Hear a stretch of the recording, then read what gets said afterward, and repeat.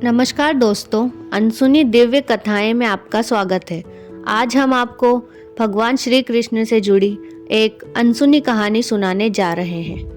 पौराणिक कथाओं के अनुसार एक बार की बात है, किसी नगर में एक राजा ने एक मंदिर बनवाया था और उसमें उन्होंने श्री कृष्ण की मूर्ति भी रखवाई थी, लेकिन उनकी कभी पूजा नहीं की। पूजा करने के लिए मंदिर में एक पुजारी को रखा गया। फिर वह पुजारी नियमित रूप से कन्हैया जी को नहलाता था और उनकी पूजा अर्चना करता था। राजा भी रोज कान्हा जी के लिए एक फूलों की माला भेज दिया करते थे और जब राजा दर्शन करने आते तो पुजारी उस माला को उतारकर राजा को पहना दिया करते थे।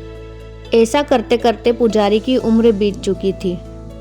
एक दिन किसी वजह से राजा मंदिर नहीं आ सके तो उन्होंने एक सेवक के हाथ से फूलों की माला पहुंचा दी और कहलवा दिया कि आज वे मंदिर नहीं आएंगे, इसलिए पुजारी उनका इंतजार ना करे। इतना कहकर सेवक चला गया।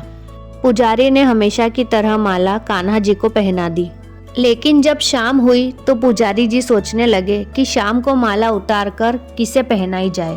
फिर उन्होंने सोचा, क्यों ना यह माला आज मैं ही पहन लूं। वैसे भी उम्र हो चली है, जीवन का क्या भरोसा कब निकल जाए। यह सोचकर पुजारी जी ने माला उतारकर अपने गले में डाल ली और इतने में ही सेवक आ गया और उसने बताया कि राजा की सवारी मंदिर पहुंचने वाली है। राजा की सवारी आने की बात जब पुजारी जी ने सुनी तो वह डर गए। पुजारी जी ने सोचा कि अगर राजा ने देख लिया तो वे उसे मरवा ही डालेंगे। अब आनन फानन में पुजारी ने माला उतारकर फिर से कन्हैया जी को पहना दी। जैसे ही राजा अंदर गए तो पुजारी जी ने माला को कान्हा जी के गले से उतारकर राजा जी को पहना दिया, लेकिन माला पर लगा सफेद बाल देखकर राजा समझ गए कि पुजारी ने यह माला स्वयं पहनी हुई थी।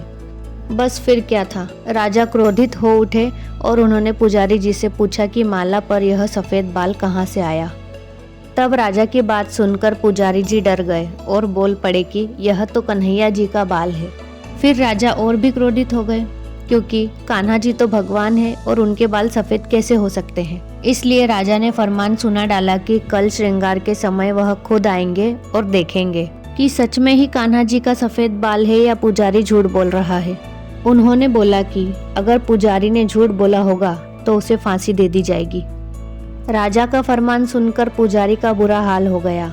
उसने सोचा, अब क्या करे और कहाँ जाए, अब तो उसका मरना तय है।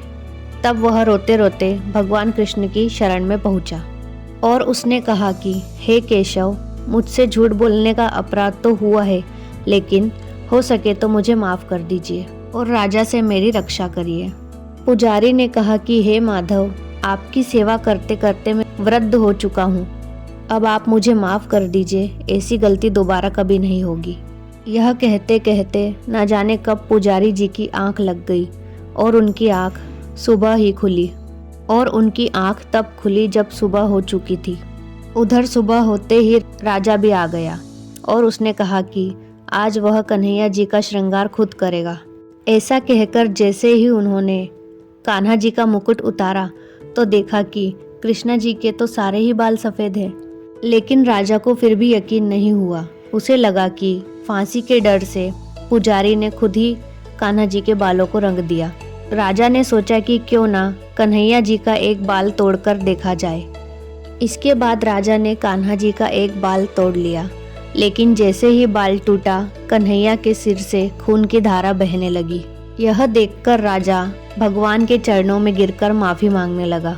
तभी श्री कृष्ण की मूर्ति से आवाज आई, हे राजन, तुमने मुझे केवल एक मूर्ति मात्र ही समझा, इसलिए आज से मैं तुम्हारे लिए केवल मूर्ति मात्र ही रहूंगा। लेकिन पुजारी ने सच्चे मन और पूरी श्रद्धा से मेरी भक्ति की है, इसलिए उनकी अनन्य भक्ति को देखकर मुझे अपने बाल सफ़ेद करने पड़े। फिर कन्हैया जी ने कहा कि भक्ति में कभी भी संशय नहीं होना चाहिए और अपने सच्चे भक्त की लाज तो मैं कभी जाने ही नहीं देता। तो दोस्तों, आपको यह कहानी कैसी लगी हमें कमेंट करके ज़रूर बताएं और इस प्रकार की अन्य दिव्य कथाएं सुनने के लिए हमारे चैनल को सब्सक्राइब करें और इस वीडियो को लाइक और शेयर